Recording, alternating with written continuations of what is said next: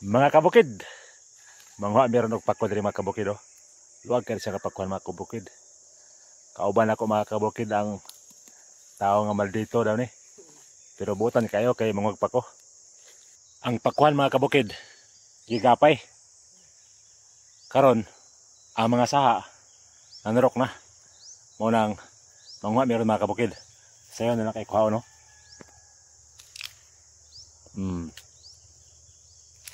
Upat diretso kabok sa isa ka punuan. Sa diyang gipagtumba ang mga pakuan mga kabukid, gigapay. Nga tumba ang mga karaan nga dahon. Dayon misulbo ang mga saha mga kabukid. Mao nang sayon ra sila panghuaon karon. Isa ka semana gikan sa paggapay mga kabukid.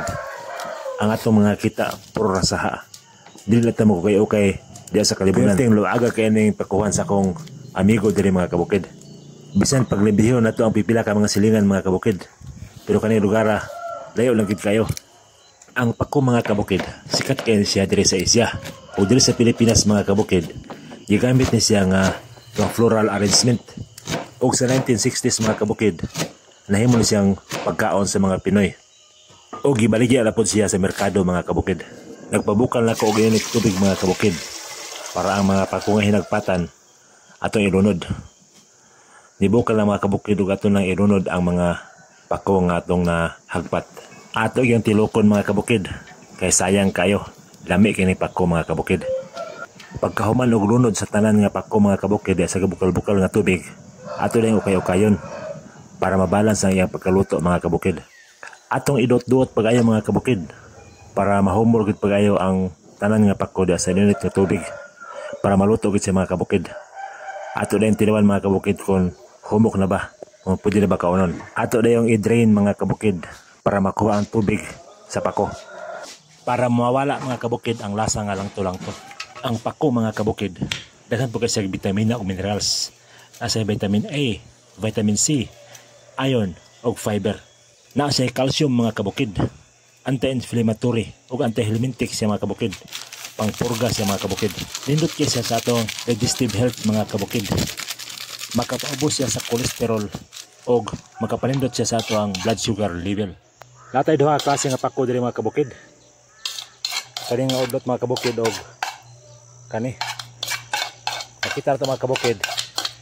Diferensya ra siya. Then kani nga pako may among ipanghuha. Mao ni ang ostrich fern mga kabukid.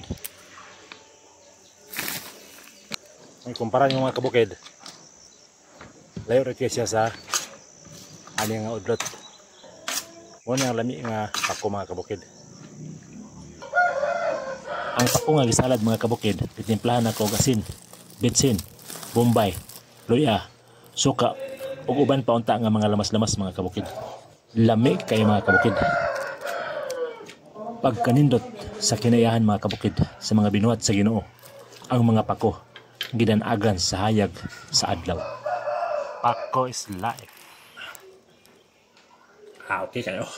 Lamas ray ko lang.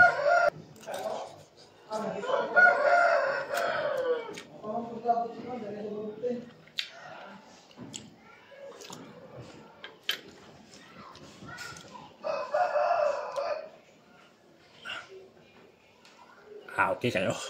Lamas ray ko lang.